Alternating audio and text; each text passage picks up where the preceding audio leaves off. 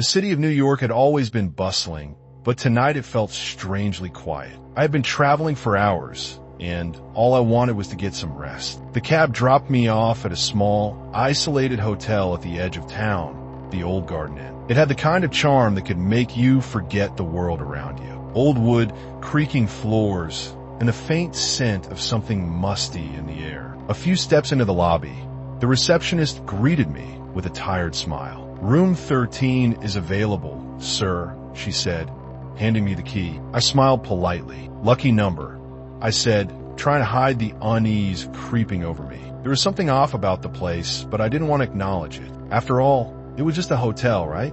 Just a night's stay. But as I entered the elevator and the doors closed behind me, I felt a shiver run down my spine. The moment I entered room 13, I knew something was wrong. The air felt unusually cold. The room was dark, with only a small desk lamp flickering on. The clock on the wall had stopped at 9:37 p.m. I shrugged it off as a simple malfunction, nothing to worry about. But when I tried to connect to the Wi-Fi, I found there was no signal. My phone was dead, and I couldn't find a charger. Just then, a sound broke the silence, a low, unsettling drip. I turned toward the bathroom, but there was nothing unusual, no leaks, just the sound of water dripping, echoing in the empty space. I locked the door, drew the curtains, and tried to go to sleep. But sleep wouldn't come. There was a constant feeling of being watched, and the silence was suffocating.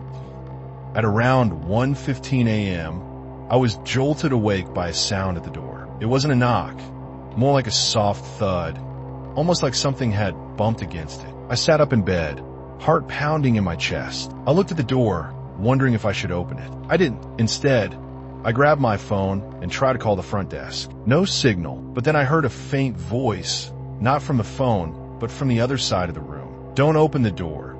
The words were faint, almost whispering, but clear enough to freeze me in place. I grabbed the nearby lamp, my only weapon, and slowly walked toward the door. I peered through the peephole, expecting to see someone on the other side, but there was no one. The hallway was empty, eerily silent. Yet, when I looked down, there was a small, crumpled piece of paper lying on the floor, barely visible under the crack of the door. I bent down and picked it up. It was a note, written in hurried handwriting. "Leave now, or she will come back." I felt my breath catch in my throat. Who was she? What did this mean? I had to get out. I was about to turn around when I heard something from a bathroom. A soft, almost imperceptible sound, like a breath.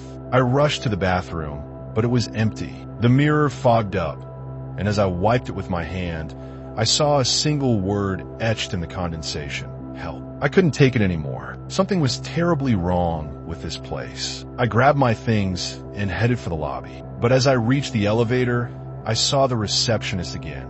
The same woman who had checked me in. She looked different. Her eyes were hollow, distant. "Room 13, she said, her voice distant. "It's always room 13. I tried to shake it off, but I couldn't. As I left the building, I noticed a small newspaper article on a table by the exit. It was old, yellowed with age, but it caught my eye. The headline read, "Local woman found dead in hotel room 13.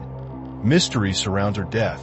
The article described a woman who had been found in room 13 3 years earlier. The details were vague, but they mentioned strange circumstances surrounding her death. She had been alone, they said, but the room had been locked from the inside. There were no signs of struggle, no reason for her death. It was as though she had just vanished. I was stunned. It was the same hotel, the same room. I had been staying in the very room where this woman had died. And that note, it had to be a warning. But a warning about what?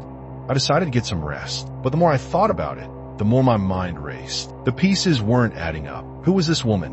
Why was I here?